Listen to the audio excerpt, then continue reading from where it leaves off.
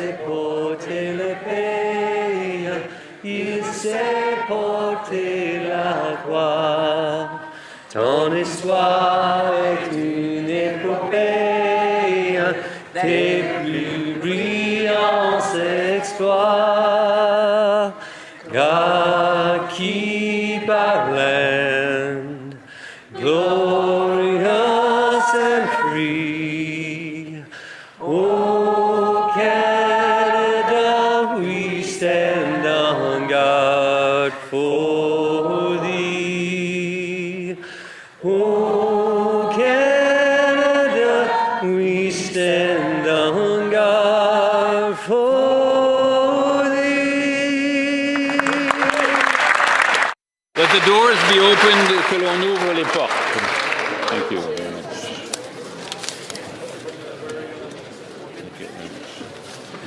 Statements by members. Déclaration de député. The Honourable Member for Edmonton Strathcona. Mr. Speaker, Canada is in a national housing emergency. Rents are skyrocketing, home ownership is slipping out of reach, and encampments are growing in every city. This didn't happen by accident, and it is not inevitable. It is the result of a government that has failed to act with the urgency and the scale that this crisis demands. Housing is a human right. We need to see public builders, real investment in nonprofit and co-op housing, strong tenant protections, Indigenous housing led by Indigenous communities, and homes people can actually afford. You know, the Liberals don't get it. Their budget offers only half of what the Prime Minister promised during the election, and they're delivering only a fraction of the 500,000 homes that they promised. Canadians need real leadership. Someone who will declare a national housing emergency, to mobilize resources, to protect renters, and to measure success by homes built and lives changed. Thank you, Mr. Speaker. The Honourable Member for West Vancouver, Sunshine Coast, Sea to Sky Country. Mr. Speaker, I rise today to honour the extraordinary life of Vi Roden, who recently passed away at the age of 102. A World War II veteran, mother, friend, and tireless community activist, Vi believed that if you see injustice, you must act, and she lived by that principle. In 1978, after learning of abuses in the women's prison system, she famously phoned the Attorney General at home and made it clear she would go to the press if action was not taken. He called back, listened, and a royal commission was launched, leading to meaningful reforms. In 1980, Vi raised the funds to establish British Columbia's first counselling centre for sexually abused children. That initiative grew into Act 2 Child and Family Services, now a $25.5 million nonprofit serving Vancouver and the Fraser Valley. Even in her later years, Vi never slowed down. At 101, she volunteered during the federal election campaign, as she had throughout her life, making hundreds of calls because she believed participation mattered. The world needs more people like Vi Roden. May we honour her life by carrying her compassion forward. The Honourable Member for Niagara South. Mr. Speaker, if the government was really serious about building faster, it should start with opportunities already in front of it. I have one that is truly shovel-ready, restoring wharves 17 and 18 on the Welland Canal in Port Colborne. For more than 20 years, this critical infrastructure has sat broken. During that time, the City of Port Colborne, shipping companies, port authorities, and private investors have all been ready to move, but they're still waiting on the St. Lawrence Seaway and Transport Canada to act. Federal funding has already been partially committed. The Liberals talked a good story for over 10 years on this project, but failed to hit the finish line. In the meantime, we're waiting. Every year of delay costs us real economic opportunity. Restoring these wharves could create well-paying local jobs, strengthen domestic supply chains, and position Port Colborne as a strategic industrial hub while helping protect Canada's economic sovereignty. This project is shovel-ready. The partners are ready. The benefits are clear. It's time to pull the trigger and get the job done. The Honourable Member for Quebec Centre. On January 1st, my friend and canoe camping companion, André Provencher, left us all too early after a courageous battle with cancer. Passionate about local news and an ardent defensor of Quebec culture, Mr. Provencher held management positions at TVA, Télé-Québec, and Cogeco. He also founded La Presse Télé, which produced several well-known series, including Les Parents, Les Chefs, and En Direct de l'Univers. He had the digital transformation He led it, rather, of the daily newspapers Le Nouvelliste et Le Soleil, and presided over the creation of the Fonds Québec Culture. Passionate, honest, and loyal in both friendship and business, André had a knack for spotting talent and helping it flourish. On behalf of all the members of this House, I offer his partner Rachel and his sons Paul, Bruno, and Francois our deepest condolences. The Honourable Member for Calgary Crowfoot. Mr. Speaker, 10 years ago, this government campaigned on a promise to run, quote, modest deficits of less than $10 billion to fund historic investments in infrastructure, unquote, and then let the budget balance itself. For 10 years, they ran increasing deficits, failed to build the infrastructure, ignored the promise, and claimed that all that really mattered was declining debt to GDP. In 2024, the then finance minister said that the then $42 billion deficit was a line she would not cross. Then she crossed the line and resigned when the deficit hit $60 billion. Last year, the Prime Minister ran as the guy who would finally rein in spending, reduce debt to GDP, and build at speeds not seen in decades. Today, the deficit is $80 billion, debt to GDP is rising, and nothing is being built. Canada's economy is under attack, and Canadians need their government to succeed. But a strong, sovereign, self-reliant, fiscally sustainable Canada can't be built out of recycled, broken, Liberal promises. The Honourable Member for Alfred Pellan. Mr. Speaker, with Parliament back in session, Canada faces a new reality. The challenges ahead are clear. A world marked by the breakdown of the international order and economic pressures affecting our families, workers, and businesses. In face of this change, our government is choosing to act and not react. We are strengthening Canada from within by supporting our businesses and securing our supply chains. We are building a more resilient economy focused on innovation, energy, and diversified trade partnerships. A strong economy is fundamental to our sovereignty, our security, and to our ability to defend our values in a more unstable world. In this new year, we invite all parliamentarians to work together constructively. Canadians expect us to be united and focused on the national interest. Thank you, Mr. Speaker. The Honourable Member for Oxford. Mr. Speaker, despite our differences, one truth still unites Canadians: the strength, resilience, and the talent of our people. And Oxford is home to many of these superstars. From the hallways at Ingersoll District Collegiate, astronaut Jeremy Hansen is reaching beyond the stars as he looks to make history as the first Canadian to go to the moon. Ingersoll's Ella Shelton will be representing Team Canada at the for the women's hockey team at the Olympics in Italy. For them, it's more than just a milestone. It's more than just a personal celebration. It's about reflecting on our community and what we stand for. We work hard. We stand strong. We help one another. We innovate, we lead, and we create opportunities for others to succeed. Colleagues, join me in wishing Jeremy and Ella every success in the exciting weeks ahead, because we are proud of Canada and the best is yet to come. The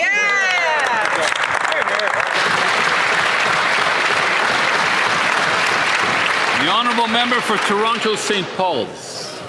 Mr. Speaker, for many families across Canada, Alzheimer's is not an abstract illness. It's a daily reality, lived in small moments and carried by loved ones who show up with patience and care. January is Alzheimer's Awareness Month, a time to wear the forget-me-not as a symbol of hope, and a time to recognize the more than 750,000 Canadians living with dementia and the millions of family members and caregivers who walk alongside them every day. Alzheimer's affects far more than memory. It touches relationships, independence, and dignity. I want to praise the vital work of the Alzheimer's Societies across Canada who provide support, education, and advocacy for people living with dementia and those who care for them. As our population ages, this issue will touch more than families. That's why awareness, research, and compassionate care matter now more than ever. To everyone living with Alzheimer's and to the caregivers and advocates beside them, we see you, we value you, and we will keep working to support you. The Honourable Member for Wellington, Halton Hills North. Mr. Speaker, Beijing's foreign interference is the biggest threat to the security of Canada. That's what the Prime Minister told Canadians last spring. Less than a year later, the Prime Minister has entered into a so-called strategic partnership with Beijing, yet we still have no foreign influence transparency registry. When the bill was being debated, the government said it hoped to have the registry up and running in 12 months ahead of a federal election. 19 months and one election later, and still no registry. Another election could pass without the protection of a registry. One wonders if the government delayed the registry till now to avoid offending Beijing's leadership. And for the same reason, Liberal MPs were told recently to cut their trip short to Taiwan. Canadians deserve a government that treats foreign interference seriously as a threat to our national security. The government needs to implement the Foreign Influence Transparency Registry now. Hear, hear. The Honourable Member for Jean-Pierre. Mr. Speaker, a great poet whose work is not recorded in any collection, but rather in our landscapes, has left us. Henri Dorion was a geographer, toponymist, professor, diplomat, and architect of the Quiet Revolution. As the first president of the Commission de Toponymie du Québec, he made our Quebec territory known and even named it. He chaired the Commission d'études sur l'intégrité du territoire du Québec, the first major effort to define our borders in detail, a task that remains unfinished to this day. Henri Dorion distinguished himself internationally as Quebec's delegate to Mexico, Russia, and Ukraine, as well as chair of the United Nations Group of Experts on Geographical Names. On behalf of the Bloc Québécois, I would like to offer my sincere condolences to his four daughters and his loved ones. His memory will live on throughout our vast territory. Thank you. L'honorable député. The Honourable Member for Mount Royal. On September 11th, 2001, I was in New York when terrorists attacked the World Trade Center. I saw the bravery and solidarity and shared the anguish firsthand. As a Canadian, I was incredibly proud of how we rose to the occasion to support our closest friend and ally. From the hospitality showed by the people of Gander, to fundraising campaigns to support the victims, to our government being the first one to suggest that NATO invoke Article 5, we were there for the United States. And as we have for generations, our troops bravely fought side by side with Americans in Afghanistan. More than 40,000 Canadians served in this conflict. 158 of our soldiers died and over 2,000 were injured. I know that members of this place will want to join me in extending our deepest respect and gratitude to the men and women who served. Canadians will never forget their sacrifice. Our American friends should not forget it either. Hear, hear.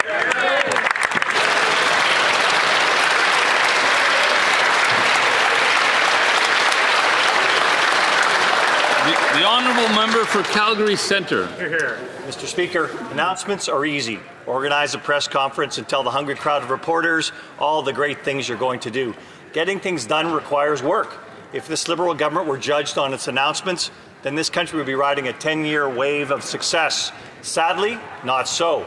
For announcements to translate to results, economic activity and paychecks for Canadians, something has to get delivered. Over 10 years of not delivering has left Canada as the economic laggard of the developed world. Conservatives worked with the government to amend and pass Bill C-5, giving the Prime Minister incredible powers to approve projects quickly. What are the outcomes? No projects have been approved, and they haven't removed a single regulatory barrier. This smoke and mirrors show must end, and action must begin. We've introduced a motion to pass the Canadian Sovereignty Act. Will the government work with us and agree to support our motion to repeal the Federal Industrial Carbon Tax and the Oil Tanker Moratorium Act? L'honorable député de Vaudreuil. Honourable Member for Vaudreuil. Mr. Speaker, next week, Canada will write a new page in its space history with the Artemis 3 mission. For the first time in more than 50 years, humans will leave Earth's orbit and head for the moon. This is an important moment not only for science, but for Canadians and all of humanity. Artemis 2 represents the next great chapter in Canadian space exploration. Following in the footsteps of great Canadians like the late Mark Carney, Roberta Bondar, Chris Hadfield, David Saint-Jacques, and so many more, and built on the unprecedented collaboration between NASA and the Canadian space engineers and scientists, Colonel Jeremy Hansen will break barriers by becoming the first Canadian and the first non-American to travel around our moon. On behalf of all members of this House and all Canadians, I wish Colonel Hanson and the Artemis II crew a safe journey and a successful mission. You carry the pride of everyone in this House and all Canadians with you. Godspeed. Excellent.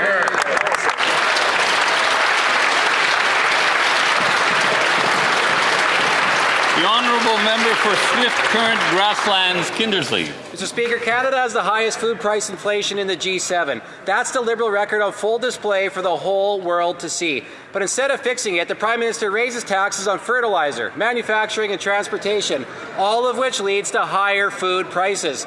Reversing Liberal policies that punish Canadian agriculture would be a good start. But we could also grow even more food here at home. Saskatchewan is already the breadbasket of the world, but there's still room for us to grow and expand the available farmland. Right now, there are shovel-ready irrigation projects waiting for approvals, like the ones around Lake Diefenbaker. The Westside Irrigation Rehabilitation Project alone would open up 100,000 acres of irrigated land to grow more food and specialty crops. Studies show this project will add $13 billion to our GDP, create 80,000 jobs, and generate over $1 billion in tax revenue. The Liberals have so much to learn from rural Canada. This is one of many promising resourceful projects that we want to build in Saskatchewan. And all the government needs to do is let our farmers and industry do what they've always done best and lead the way forward.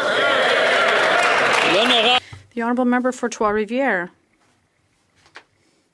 Mr. Speaker, today I would like to highlight the exceptional work of the Organizing Committee for the 59th Quebec Games Finals held in my riding of Trois-Rivières, bringing together more than 3,500 athletes from across Quebec.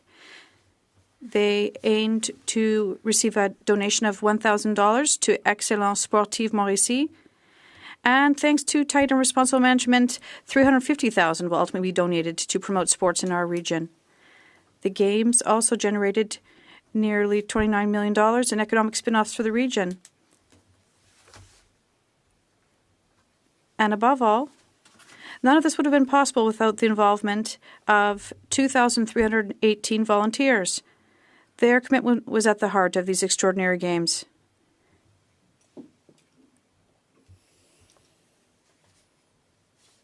In conclusion, I would like to issue a challenge to Blainville, and I wish you success in organizing the next games.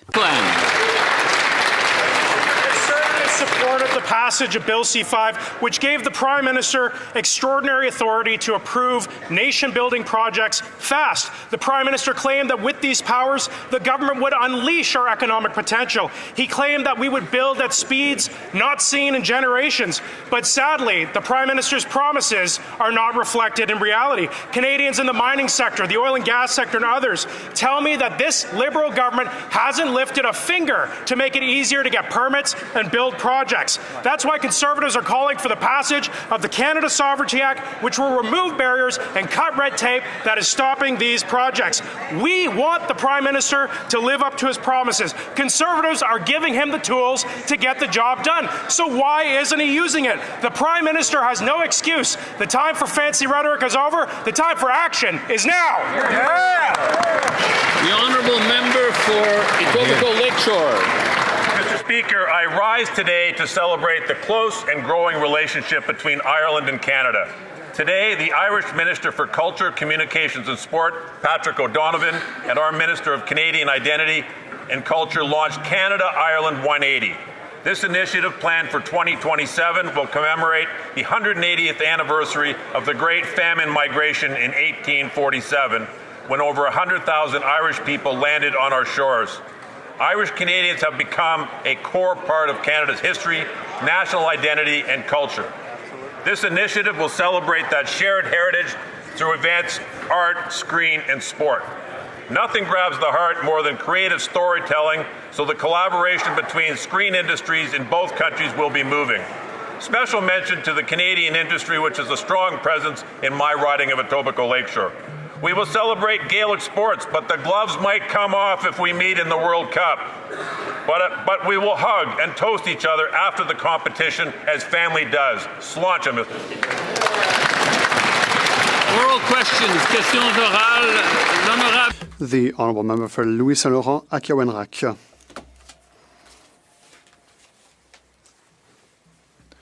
Mr. Speaker,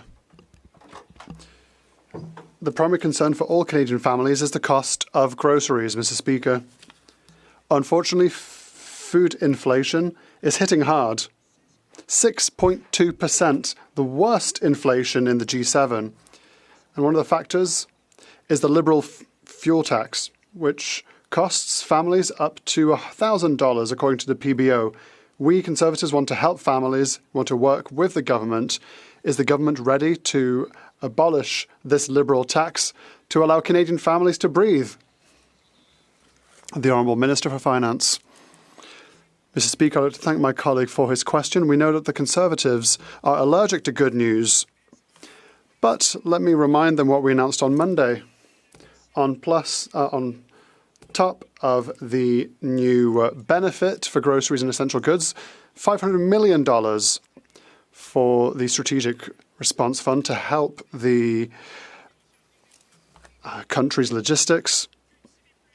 We want to be able to grow more in Canada, more funding for food banks, a national strategy for food, better labelling laws. I hope the Conservatives will help us and unite with us on this matter. The Honourable Member for Louis Saint Laurent. Mr. Speaker, the issue is that the Minister is strong in rhetoric but not in results. 2 years ago, he was proud of assembling groceries, and what happened since? The worst food inflation in the G7. What he does doesn't work. That's why 2.2 million Canadians have to go to food banks. In Neuchâtel, on Boulevard Bastien, Amélie and Frédéric, there's been a 31% increase in food bank use. We need to directly help families. A good way to do that is by abolishing the Liberal gas tax. Will they do it for the good of all Canadians? The Honourable Minister for Finance. Mr. Speaker, my colleague is known for his rhetoric, but on this side of the House, we're known for action. On Monday, what we announced, Mr. Speaker, was a new benefit for groceries and essential goods. The Conservatives can laugh as much as they want, but 12 million Canadians will benefit at the end of the month because Canadian families, Mr. Speaker, expect responsible action in this House. Will the Conservatives rise to the challenge, and will they support the government to help Canadians? The Honourable Member for Edmonton Gateway. Mr. Speaker, Canada now has the worst record of food inflation in the entire G7, with grocery prices up 6%. That's an extra $1,000 per average family in Canada to buy groceries, and costs have doubled since this Prime Minister has taken office. That's twice the rate of food inflation than the United States, and over 2 million Canadians a month are having to go to food banks. But the Liberals continue to pile on with the cost with their industrial carbon tax and the fuel standard tax. When will they finally deliver real and permanent relief for Canadian families? The Honourable Minister of Environment, Climate Change and Nature. Mr. Speaker, you might want to know that the member for Battle River Crowfoot represents the second largest canola producing riding in all of Alberta. The Advanced Biofuels Association of Canada says that the clean fuel regulations will create or preserve the average farm revenue by $60,000. That is money in the pockets of farmers in the member for Battle River Crowfoot's ridings. Why is he not standing up for the farmers in his ridings? Because we are. The Honourable Member for Edmonton Gateway. Mr. Speaker, Canadians have heard this all before. Band-aid solutions that the most Canadians won't even qualify for. Families need real action that actually lowers cost of food at the grocery store. Conservatives are ready to fast-track any legislation that will help deliver real results for Canadians. When will the Liberals get serious about tackling food inflation and introduce legislation to permanently scrap the industrial carbon tax and fuel standard tax that are driving up the cost for farmers, truckers, and every family trying to put food on the table? L'Honorable Ministre des Finances. Mr. Speaker, the Conservatives are good talkers, but they have a short memory, I can tell you, Mr. Speaker. Because on Monday, Canadians have noticed what's happening, Mr. Speaker, that they're going to have a rebate for grocery and essential. But in addition to that, and let me help them for the House householder, so they don't forget to tell the constituent. There'll be $500 million from the Strategic Response Fund to strengthen food production in the country, immediate expensing for greenhouses, additional funding for food banks, a national food strategy, work toward a standard price unit. Mr. Speaker, instead of shouting in the House, they should get on board, support Canadian, and make this country. The honourable member for Middlesex, London. Inflation is up 6.2%, the highest in the G7. And grocery prices are rising twice as fast since this Prime Minister took office. Families will pay over $1,000 more this year just to eat. Farmers, truckers, and food processors have been clear. The Liberals' industrial carbon tax and their new fuel standards tax are driving up costs from field to fridge. Conservatives were ready to act. So will this Liberal government work with us to scrap these taxes, boost grocery competition, and cut red tape for our farmers? Honourable Minister of Jobs and Families. Mr. Speaker, all fall, these Conservatives across the aisle quoted Canada Food Banks time and time again in their litigation on the cost of food. And now when the government steps up to help 12 million families, Mr. Speaker, with up to $1,900 to pay for those very costs of food, they are fighting against it. Why can't these Conservative MPs listen to their constituents and get out of the way and help those very Canadians they claim to care about? The honourable member for Middlesex, London. Mr. Speaker, here's the cold hard truth. If two parents work full time and they make over $14.87 an hour, their families get nothing. That's right, you heard me. Most families won't even qualify for this rebate. So once again, the Liberals gaslight Canadians while we see 2.2 million visits to food banks every single month.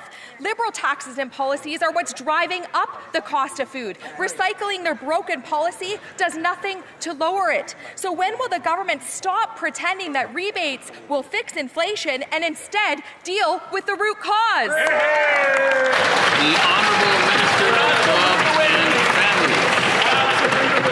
Mr. Speaker, these Conservatives like to talk about making life affordable, but every time Canadians ask for help and the government provides that help, whether it's through affordable childcare, which, by the way, Mr. Speaker, saves families up to $16,000 a year, or the school food program, which reaches families all across the country, or this new tax benefit that will help 12 million Canadians, they say, oh, that's not exactly the right thing. They have no answers, Mr. Speaker, not for their constituents, not for any Canadian.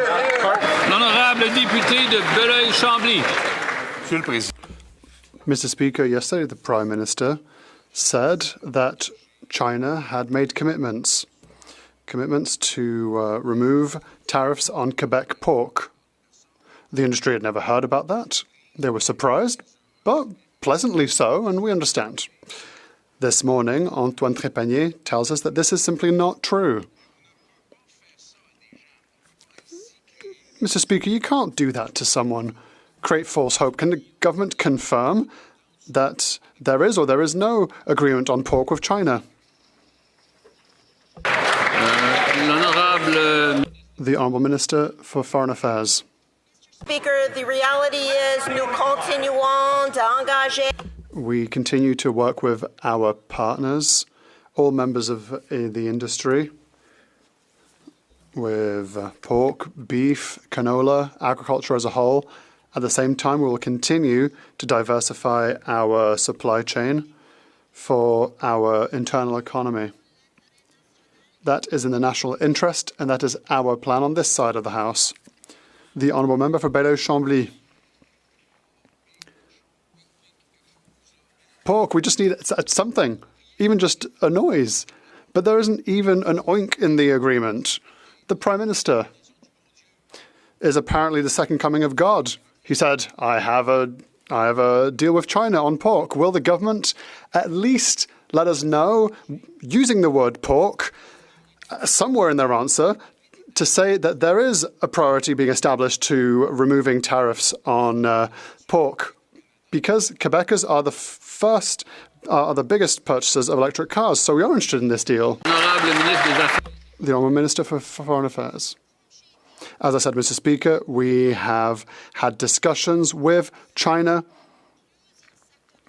on a number of sectors of our economy, including pork, including beef, including canola, and every single time we continue to say that we are working in Canada's interest. We want an agreeable agreement for our pork sector and our economy as a whole. That is our strategy on this side of the House. The honourable member for Baylon-Chambly. Well, an agreeable agreement is probably going to make the pigs very happy.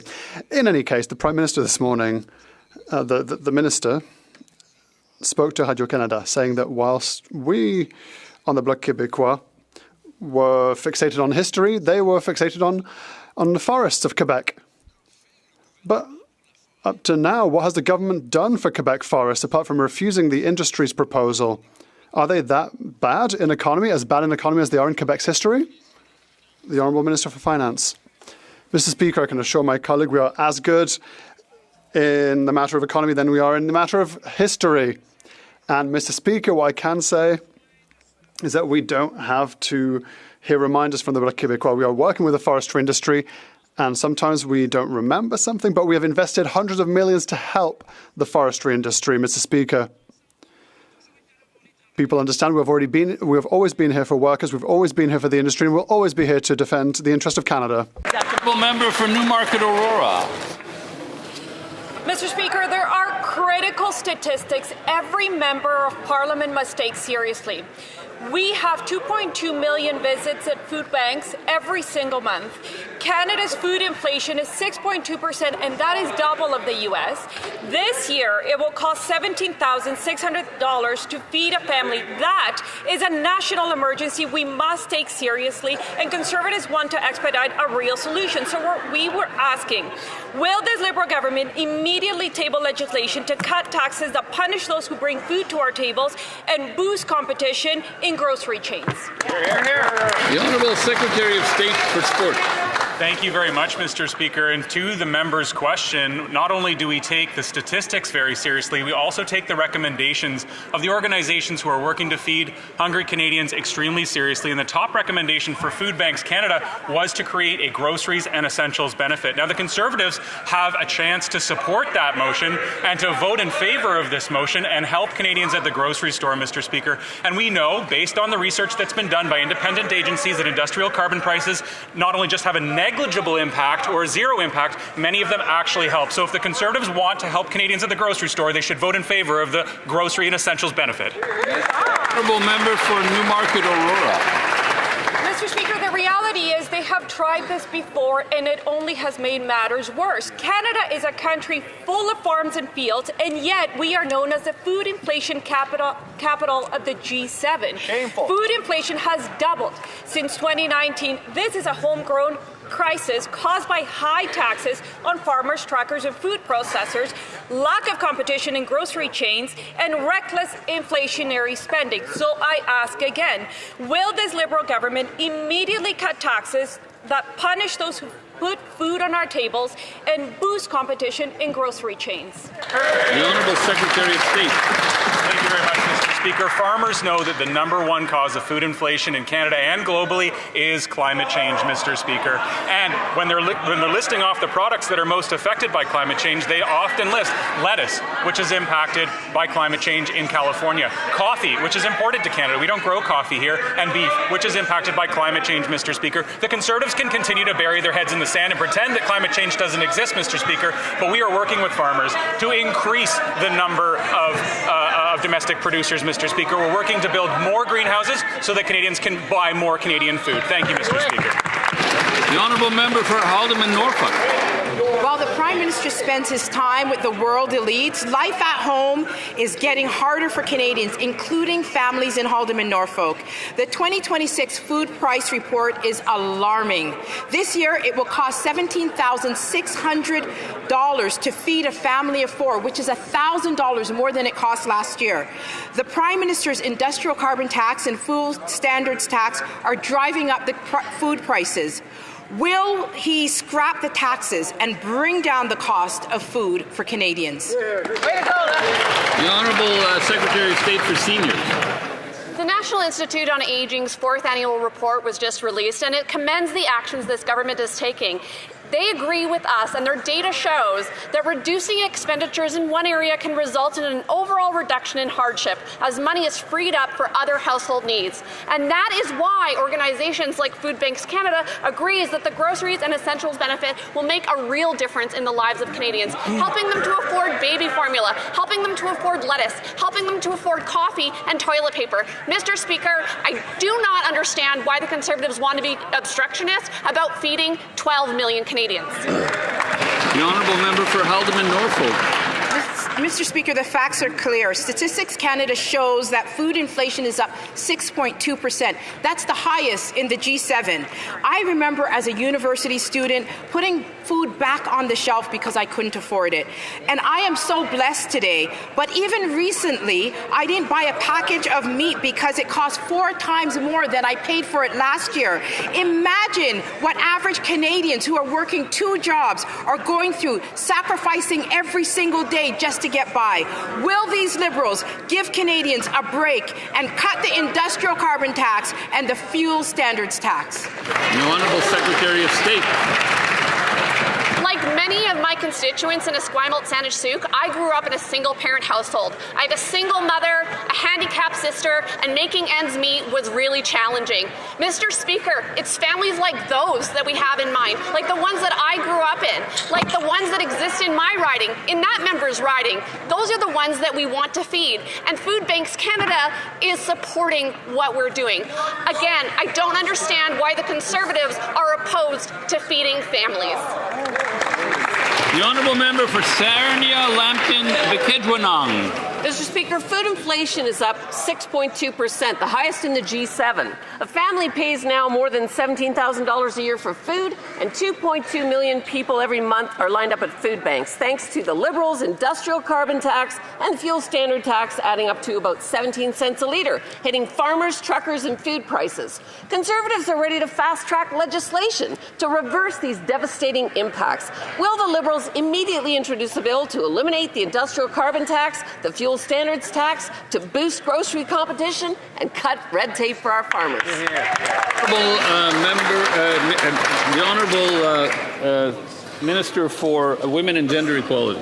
Mr. Speaker, while the members opposite minimize our affordability plan, let's take an example of a young family of 4 this year. With supports like the Canada Groceries and Essentials Benefit, the Canada Child Benefit, affordable childcare, dental care, the National School Food Program, and the fact that we cut taxes for millions of Canadians, this family will save over $50,000 a year, Mr. Speaker. This is real affordability. So while the members opposite continue to obstruct Parliament, we're going to stand up for Canadians. Good job. Member for Sarnia, Lambton, Bikidwanong. Mr. Speaker, these Liberals take thousands of dollars from Canadians. They return a pittance. Canadians are not fooled. Food prices in Canada are rising twice as fast as in the U.S. and twice as fast since the Prime Minister took office. Grocery prices are up 5%, and his response to the cost of living crisis is to tell Canadians to sacrifice more. But Canadians have sacrificed enough. With the ever-increasing costs to eat and heat, there's little left for Canadians to give up. When will the government finally stop asking families to sacrifice and commit to legislation today to make life affordable for hardworking Canadians? Honourable Minister. Mr. Speaker, I don't understand how the Conservatives can look their constituents in the eye when all they do in this House is obstruct what we're doing and the progress that we're making. We cut taxes for 22 million Canadians. We're making the National School Food Program permanent. This is going to help 400,000 kids eat healthy eat healthy meals at school. And we're saving families $16,000 per year through the affordable childcare. Mr. Speaker, we're providing relief for 12 million Canadians through our Canada Groceries and Essentials Benefit. This is going to make a real difference, especially for families in my riding of Mississauga-Streetsville. Thank you, Mr. Speaker. The honourable member for King Vaughan. Mr. Speaker, seniors are choosing between medication and groceries. Food Banks Canada has reported 2.2 million visits in a single month. 8.3% are seniors, up from 6.8%. Food inflation is the highest in the G7. Canadians need our help. Conservatives have proposed real solutions. Eliminate the industrial carbon tax, eliminate the fuel standard tax, and cut red tape on farmers. Will the Prime Minister show compassion for Canadians and work with us to provide real relief, yes or no? The Honourable Secretary of State for Seniors.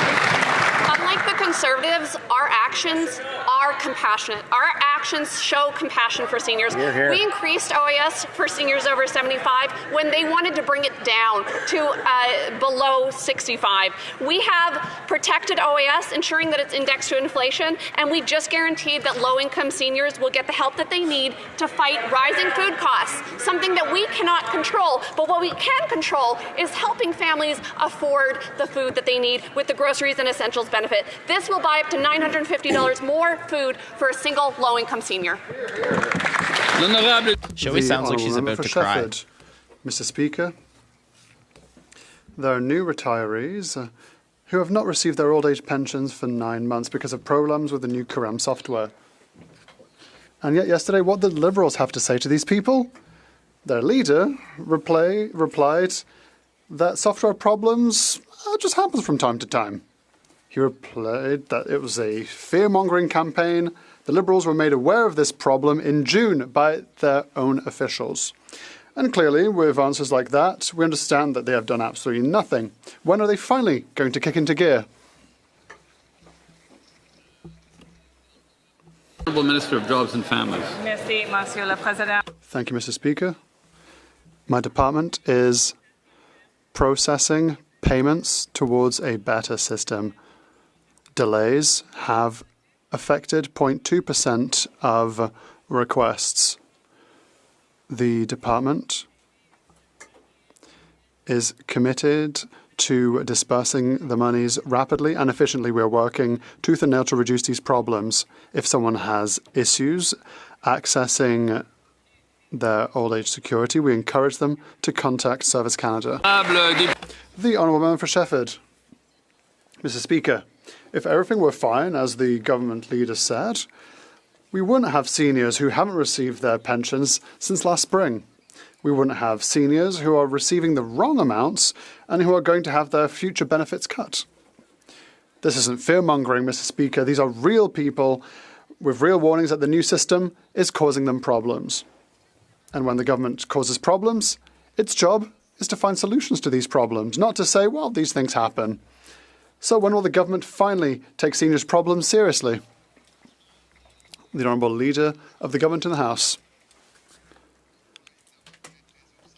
Of course, we take the situation eminently seriously, giving benefits to those who must receive them, and the government has modernised its system, which is good news. Its software, which was obsolete, that now allows seniors to access the system online, and a better system. Some people have been affected.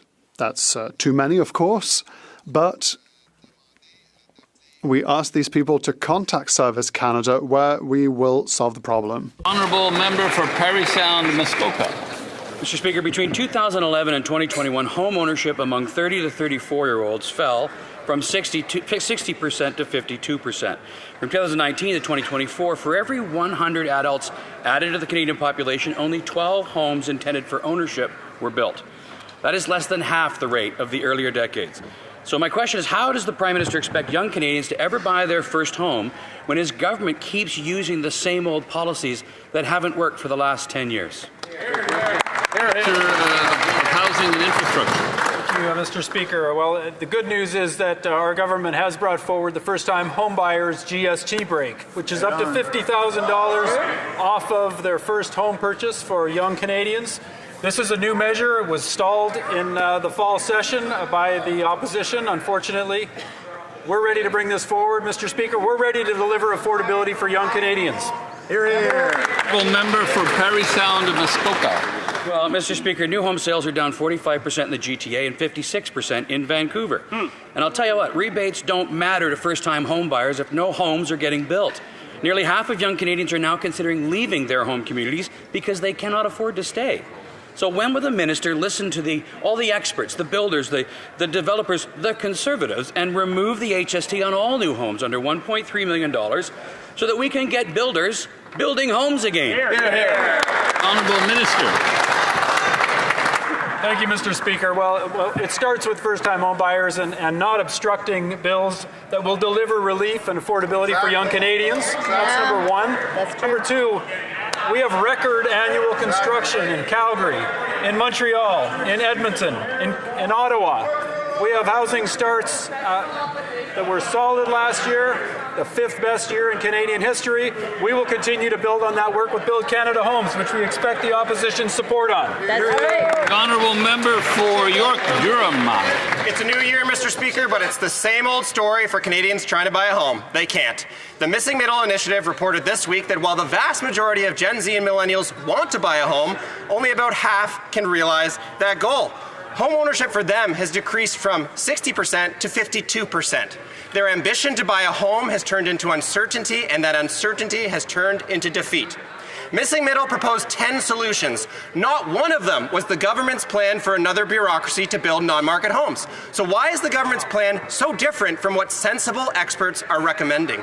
Honourable Minister of Housing and Infrastructure. Thank you, Mr. Speaker. The good news is that we have Build Canada Homes starting up, one-stop shop for affordable housing and delivering housing for young Canadians in particular. Mr. Speaker, the opposition can support affordable housing. They've never done it before, but they can start now. They can start helping this government deliver affordability, whether that's new homes through Build Canada Homes or it's bringing down rents, which we're seeing rents drop across Canada for 30 straight months. Thank you, Mr. Speaker. Honourable member for Langley Township, Fraser Heights. The Prime Minister is not keeping his promise to young Canadians to help them buy their first home. In fact, according to the Missing Middle report, things are going in the wrong direction. Homeownership among 30-year-olds is at an all-time low. Less than half think they're ever going to own their own home, and housing starts aren't even keeping up with population growth. So here's an idea. We're feeling generous. Why doesn't the Prime Minister adopt our policies to cut bureaucracy so that homes get built and first-time Canadians can buy their first home? Thank you. Great job. The Honourable Parliamentary Secretary to the Prime Minister. I have a great idea to the member opposite. This government has put a series of measures in place to help support young Canadians getting into their first-time home, to be able to build more housing supply in this country, whether or not it's Build Canada Homes, whether or not it's removing the GST up to $50,000 for new home buyers buying their first home. The Conservatives obstruct at every single pass. So that member has to go back and ask his constituents and answer to his constituents why they are standing in the way of the progress this government is seeking to advance. There's important measures in C-15. They should get on board and actually get a part of the solution, Mr. Speaker. The Honourable Member for Côte-du-Sud, Rivière-du-Loup, Katascomic-Témiscouata. Mr. Speaker, the housing crisis being felt in the streets and homes of Quebec. Families are having to choose between rent and groceries.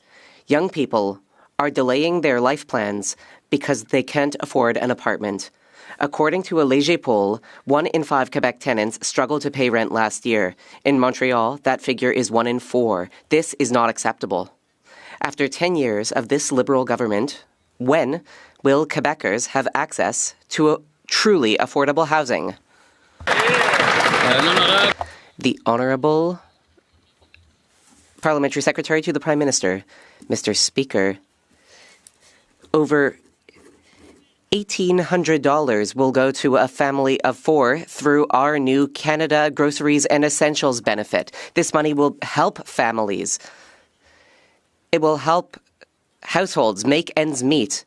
We know the statistics. They are true. 1 in 5 households is having trouble with rent. This is why I am wondering, why are Conservatives blocking the work of Build Canada Homes? Why are they holding up our new Canada Groceries and Essentials benefit? Member for Fleetwood, Port Hills. Mr. Speaker, communities across Canada want to feel safe in their neighborhood and confident their government is taking action to prevent crime, especially given the rise of extortion in BC Lower Mainland. Can the Minister update this House on measures our government is taking to counter extortion, support law enforcement, and ensure our communities feel safe.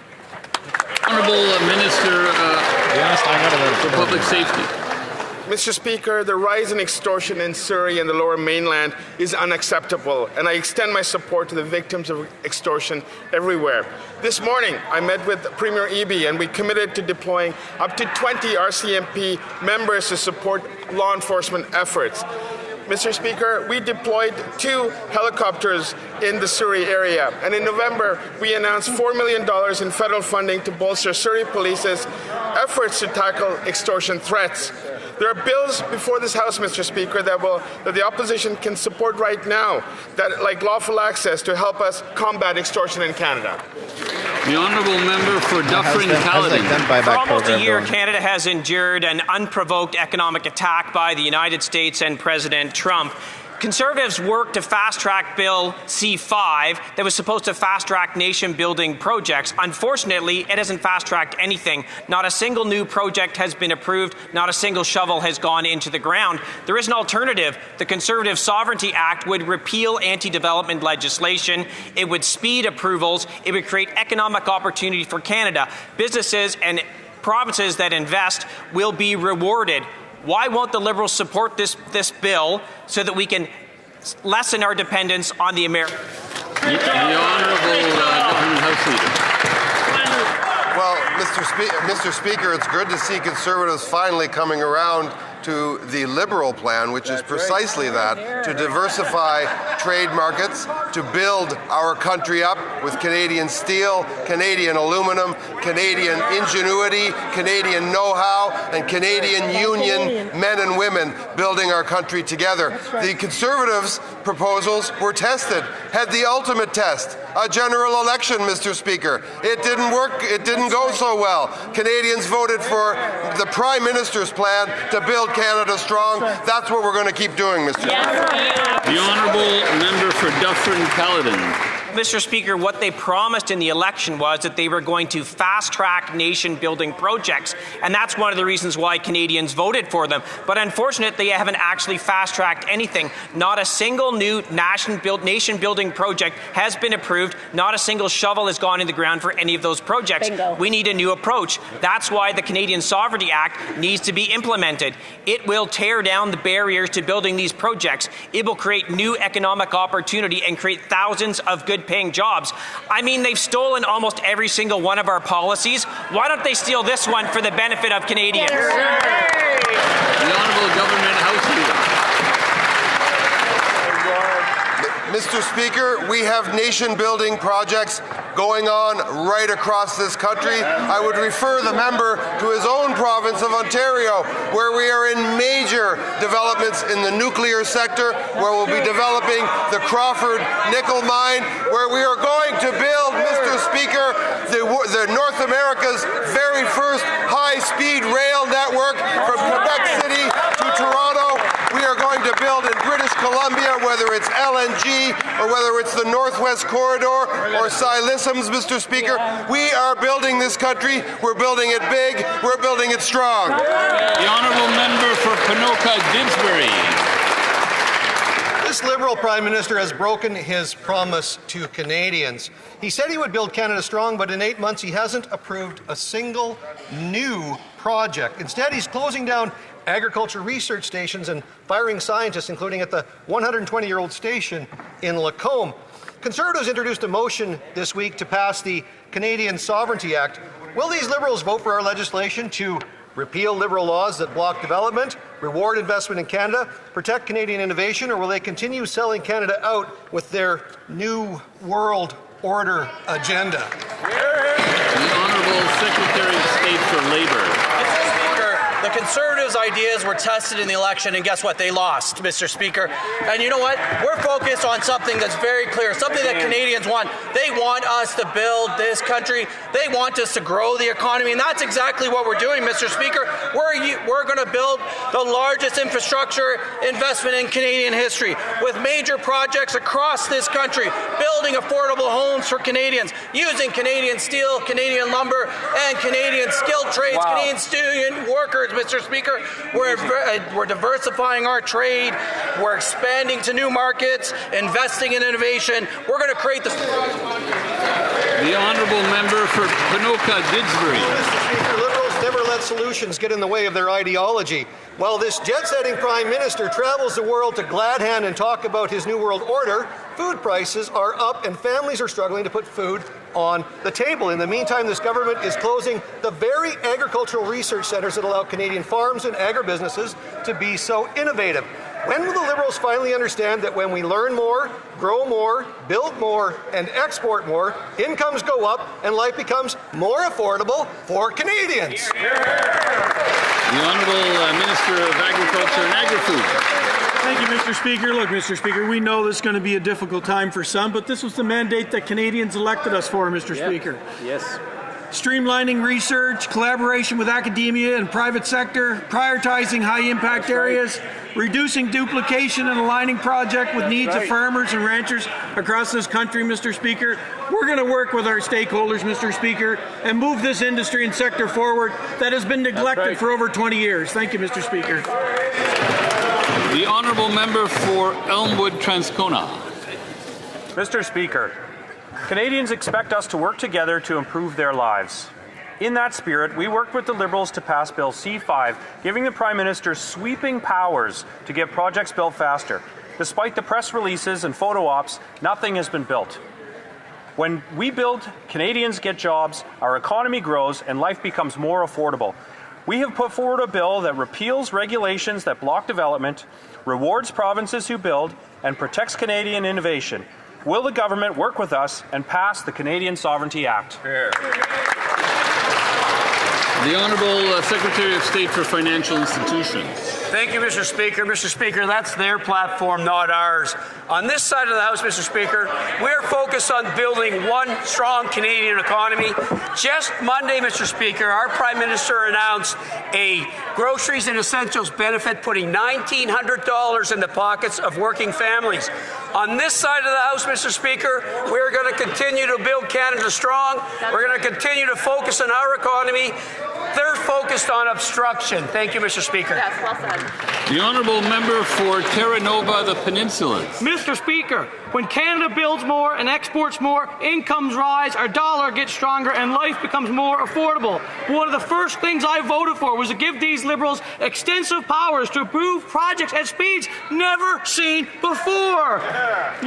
But despite all those Liberal slogans, they have not removed any barriers. Not a single new project has been approved. When will this Liberal government work with Conservatives to build a country that all of us will be proud of and approve the Canadian Sovereignty Act to have an independent economy? The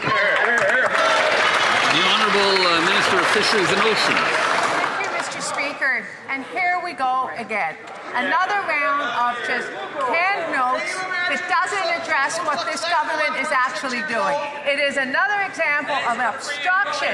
I hear from this member's constituents. They support what government is doing. Building this country, investing in provinces, investing in rural communities, which this member represents. Stop the nonsense. Let's get to work. Canadians expect it. Newfoundlanders and Labradorians expect it. The honourable member for Calgary Signal Hill. Mr. Speaker, Conservatives voted for Bill C-5, but the Prime Minister's Major Projects Office has not approved any new projects. Worse, the Liberal mountain of anti-development laws is still in place. Mr. Speaker, when we build more and give Canadians jobs and opportunities, incomes and prosperity go up.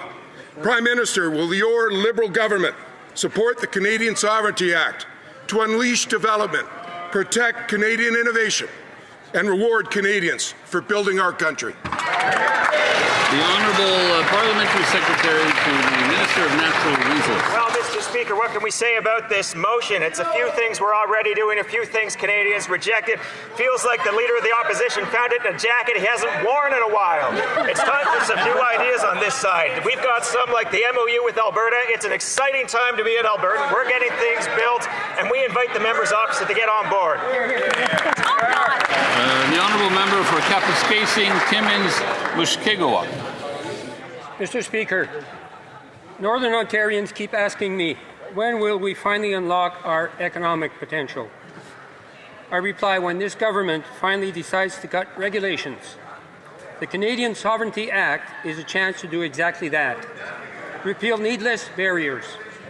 In Northern Ontario, economic sovereignty leads to affordability. When we grow our industries in mining, sawmills, pulp mills, agriculture and manufacture, income rise, affordability dies. I ask this government, will they work with us and deliver results for Canadians? The Honourable Minister of Jobs and Families. Speaker, thank you to the Member of Parliament for advocacy for Northern Ontario, a topic I'm always happy to get up and talk about. As the member knows, we've been there for Northern Ontario in many difficult and challenging situations, most recently working with Cap Paper to support that mill as they reorient their product to product that will be sellable across the world. Mr. Speaker, we'll be there for Northern Ontario, whether it's through the capacity of FedNor or direct supports to the lumber industry or supports for critical mining. The Northern Ontario knows they have a strong partner in the federal government. The Honourable Member for Chicoutimi-Le-Fjord. Mr. Speaker, the Liberals told us that they wanted to fast-track the construction of major projects. That is why we voted for Bill C-5. And yet today, absolutely nothing has changed. No barrier has been lifted. Bureaucracy is still stifling, and permitting still takes far too long. That is why Conservatives have proposed the Canadian Sovereignty Act, so that we can get more exported and get more built. Will the government vote in favour of our motion, or will it continue to hold back the economy? The Honourable Government House Leader.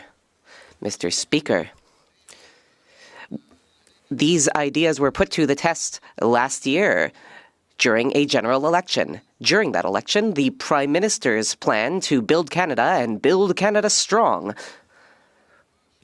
won the day. The approach proposed by the member opposite was rejected, which I assume is news to them. I would like to reiterate for my honourable colleague that the Port of Saguenay is one project that we announced, as well as the Contrecoeur Port, which will be a major boon to Quebec's logistics and supply chains. The Honourable Member for Beauport-Limoilou. Mr. Speaker, January 17th was a historic moment for Canada. The Canadian government announced the launch of the Assault-Style Firearms Compensation Program in Montreal alongside representatives of the Quebec government.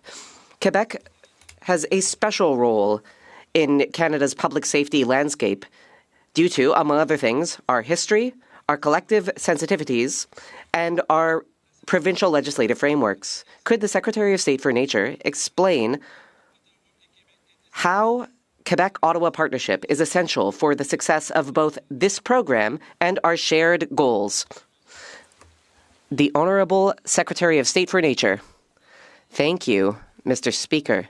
I would like to thank my colleague for his question, which has to do with an issue very important to Quebecers and also to all Canadians. Canadians want this program to work. They want it to work well, and they want assault-style firearms off our streets. What will the Quebec Agreement do? It will allow Quebec to provide the assistance of the Sûreté du Québec to this program. And I would like to thank hunters and firearm owners across Canada who have signed up to the program so that these guns can be taken off our streets. The Prime Minister wants to talk about the gap between rhetoric and reality. Well, last week, reality came in the form of 2 police cars in my driveway investigating a report of shots fired on my street. My neighbours are wondering if we're now in the line of fire of some extortionist. Wow. Surrey's Mayor Brenda Locke is asking this government to declare a state of emergency. Conservatives are asking, will this government stop with the rhetoric, restore mandatory minimums, and repeal their catch and release laws so criminals feel the consequences? Here. The Honourable Secretary of State for Combating Crime. Mr. Speaker, the Conservatives need to decide whether they're going to help us stop extortions or whether they're going to obstruct us giving law enforcement the tools they need in order to prevent these crimes from happening. That's right. Mr. Speaker, right now it takes about 6 months for police agencies to connect a phone number to an IP address or to a person, to a criminal, Mr. Speaker. But these Conservatives are against supporting our lawful access measures, which would give law enforcement these exact tools. Which side are they on, Mr. Speaker? I hope they vote with us when we put this bill to Parliament. The honourable member for Vaughan Woodbridge. York Region Police recently arrested a man accused of extorting a Vaughan resident for 7 years through threats and violence. Extortion is not a talking point. It's impacting real Canadians. Now Liberals are spreading falsehoods. Let's look at bail reform. The Liberals tabled bail changes October 23rd. We agreed to send the bill to committee on November 18th, and until yesterday, they sidelined public safety to attack freedom of expression. So, will the Liberal government stop their obstruction and work with Conservatives to restore mandatory minimums for extortion and repeal catch and release laws Bill C5 and C75? Honourable Secretary of State for Combating Crime. Mr. Speaker, we are talking about catching these criminals. In order to catch these criminals, the police need the tools to do so. They need to be able to connect IP addresses and phone numbers to the criminals, which the Conservatives are obstructing and stopping from passing in this House.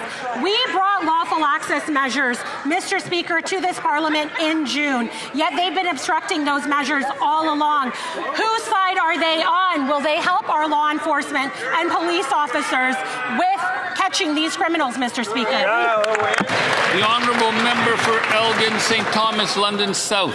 Thank you, Mr. Speaker. The Federal Court of Appeal has once again affirmed that this Liberal government broke the most supreme law in this country, the Constitution, the Charter of Rights and Freedoms, when it wrongly used the Emergencies Act, and also that it violated the Charter rights of Canadians by freezing the bank accounts of political protesters and limiting the legal right to protest.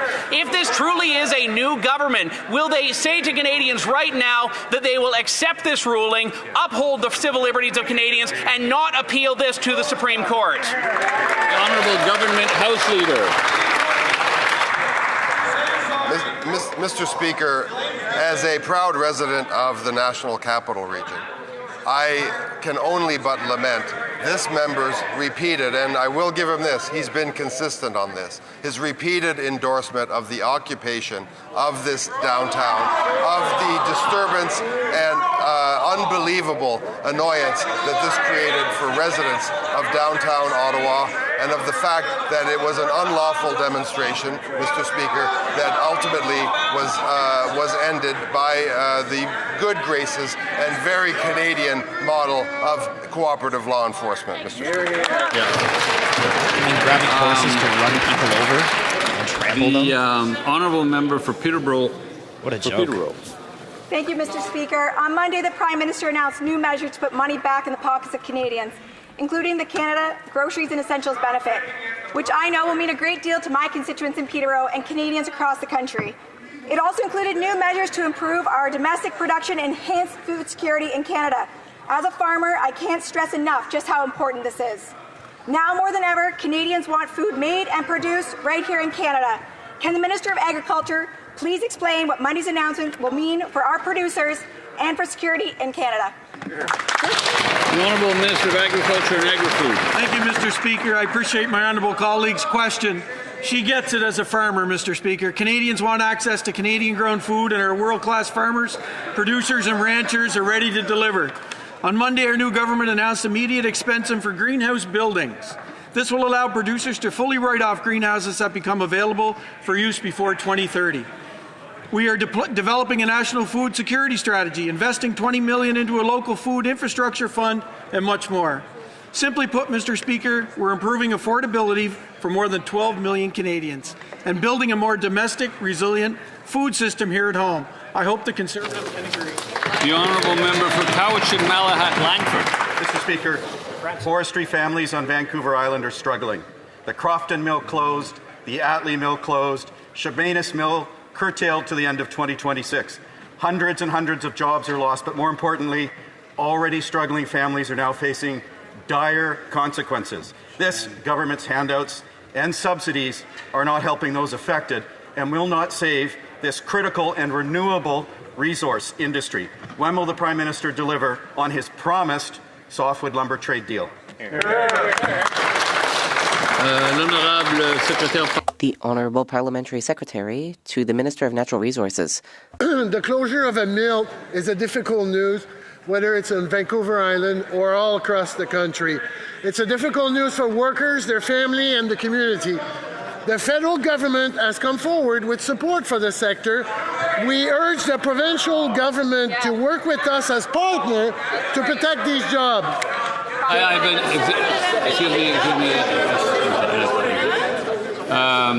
I've been putting up with a lot of loud noise coming from my left, but I had to call it out now because I'm having trouble hearing the honourable member. So the honourable member from the top, please.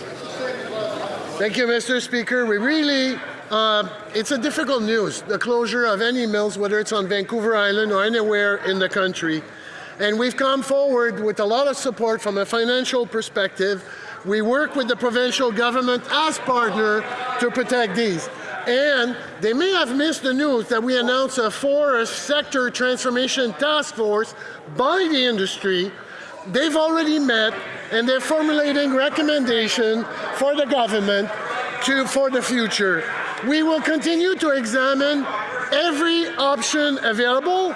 I urge the member to work with us on those. The honourable member for Saanich Gulf Islands. Thank you, Mr. Speaker. And my question is to the Honourable President of the Treasury Board. With massive cuts being made to our civil service, how can the government justify threats to public health and safety as outlined today by the Public Service Alliance of Canada? Specifically in my community, we're very concerned as across a number of departments, believe it or not, workers involved in marine emergency response to oil spills have all been laid off. How does the government justify this? The Honourable President of the Treasury Board. Mr. President, I thank my honourable colleague for her question. Canada's new government is taking a responsible approach to renewing the public service, focused on efficiency, sustainability, and respect for those who serve Canadians. New incentives are being introduced to support workforce renewals and to manage adjustments primarily through voluntary measures. Budget 2025 also proposes a measures reduction in up to 1,000 executive positions over the next 2 years to ensure leadership structure remain aligned with operational needs. Thank you. I wish to draw the attention of members to the presence in the gallery of the Honourable Miles McDougall, Minister of Advanced Education for Alberta.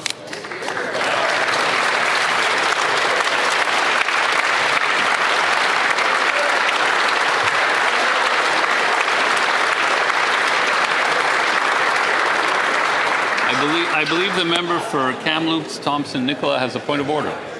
Just gonna wait till it calms down. Yeah, okay. Mr. Speaker, there have been discussions among the parties, and if you seek it, I believe you will find. I'm going to start again, Mr. Speaker. Mr. Speaker, there have been discussions among the parties, and if you seek it, I believe you will find unanimous consent to adopt the following motion. That, notwithstanding the order made Wednesday, December 3rd, 2025, Bill C-225, an act to amend the Criminal Code, be withdrawn from the Standing Committee on Justice and Human Rights and referred to the Standing Committee on the Status of Women. All those opposed to the honourable member moving the motion will please say nay. Agreed.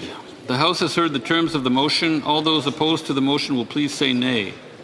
Carried. Okay. So I've put the link in chat a few times, but we're going to switch over at 4:30. So we've got about an hour and 20 minutes break until we go to committee. We got Sean Fraser, who is the Attorney General, and he's going to be in the Justice Committee talking about Bill C-14, which is the Liberals' proposed bail reform bill, which, again, they're the ones that created the problem. Now they're just trying to fix it.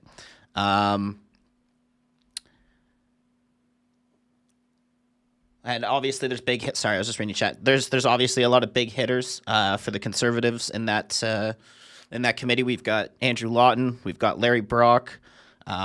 We've got Baber, and usually Genuous decides to sit in, so we will watch that. Fraser will be in for the first hour, and then in the second hour, I believe there's still some officials, but Fraser leaves after the first hour, and we're going to watch the whole 2-hour show. So there's the link. I will call it here. Just before we go, thank you, Wee Cookie, for the super chat, and thank you so much, Annie, again, for the super chat. Really appreciate both you guys. If you just want to watch Question Period, we'll be live again tomorrow, 2 p.m. Eastern Standard Time for Question Period.